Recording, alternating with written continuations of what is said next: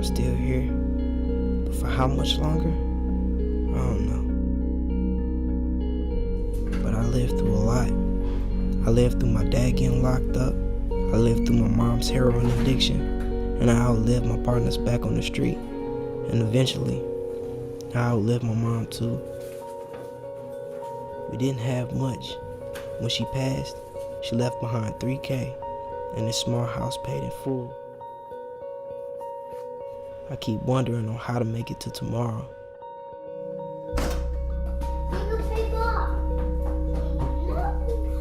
But I do it so he won't have to.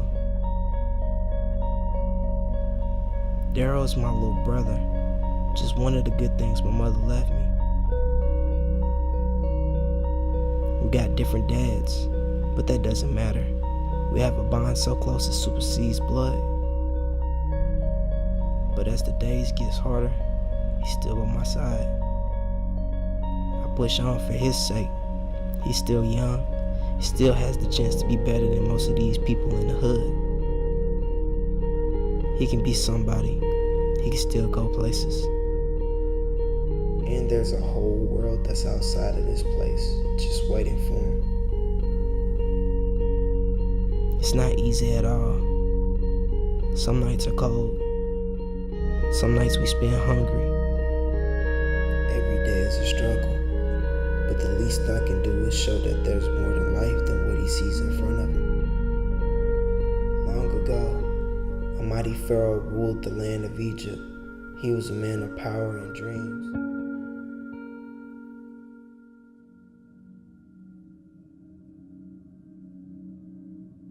Sometimes at night, when I can't sleep, I can't help but think about my mom.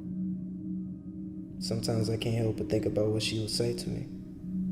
And she says, "Keep pressing forward, sweetheart. Continue to look out for your brother. Learn from my mistakes, and let nothing lead you astray from the path of righteousness." Reality sets in.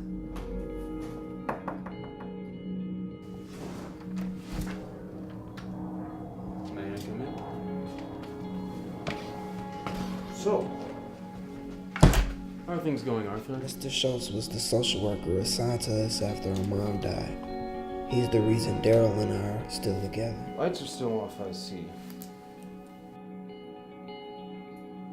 Look, Arthur, this is what, the second week that the lights have been off? I am seriously starting to reconsider my decision to let Darrell stay here with you. I know during his weekly welfare checks, you assured me.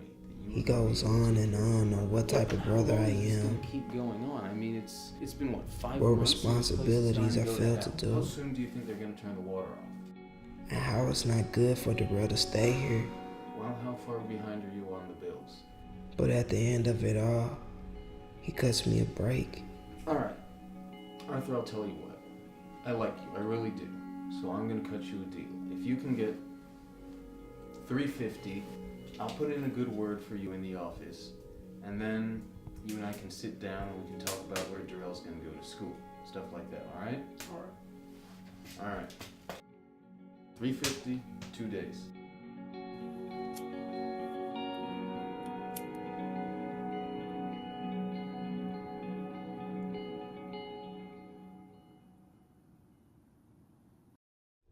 I work long shifts at the barbershop, trying to do what I can for Darrell and me.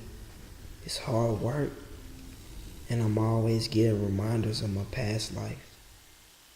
In my time on the street, Reggie was the general, one of the main suppliers and pushers, and I was one of the soldiers. But when I saw what drugs did to my mom, I knew that I didn't want any part of destroying other people's lives. But he can look at me and tell that I'm in deep trouble. So he offers me a hand back into my old life.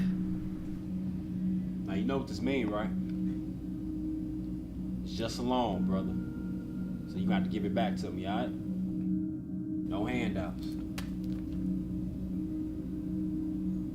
I see you tried to remove your tag.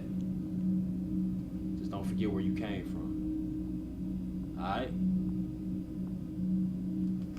In life, you come across an impasse, and I don't to the streets but keeping my brother, or remaining righteous and letting him go.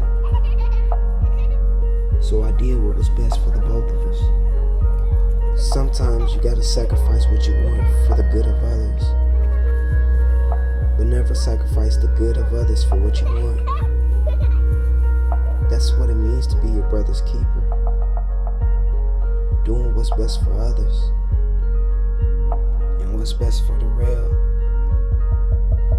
is for me to let him go.